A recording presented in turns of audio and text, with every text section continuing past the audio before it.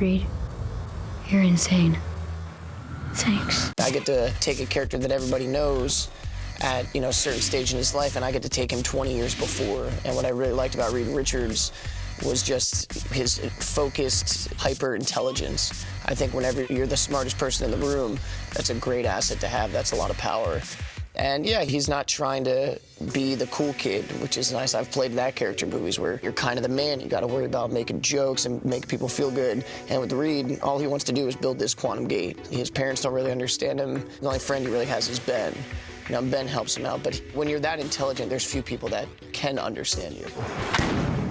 Ben Grimm is a kind of atypical American teenager. I think he's someone who is in that point of his life where he doesn't know what he's going to do next. He's about to finish high school. He doesn't have a lot of prospects. He's very average, I would say. He's as average as they come. I think the one thing that makes him stand out, I think, is that he's very protective. He's very protective of himself. He's very protective of his friends. I want you to meet my daughter, Sue. There aren't that many women in superhero films, and so, when one comes along, for me, because I love those kind of movies, I definitely was excited about the chance to play her.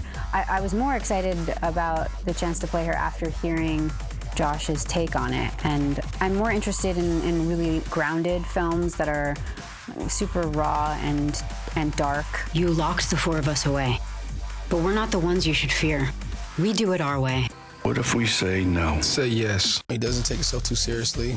He's very passionate about his life. He's very optimistic. He just wants to be taken seriously. I think he wants to be taken seriously, but he has a lighthearted nature about himself. So it's kind of like it's a balance. You can never really have Johnny figured out. Because I think he's still figuring it out as he goes along, and I think that's the fun part of playing him. And then, having a sister and the dynamic between the four, Ben and Reed, it's a really cool dynamic to play on. This guy doesn't take orders well. Yeah, especially from people who say, I don't take orders well. No matter how elastic Reed is, no matter how much power these force fields of Sue, no matter how indestructible Ben is, no matter how fiery Johnny is, tragic Victor, each of them, their soul is much stronger than any of their superpowers. What you've created here is incredible. I had people fall in love with something that they didn't know they were going to fall in love with. I think those are the best ones, when you just didn't know what you were going to get. Like, wow, I wasn't expecting that, but I like it.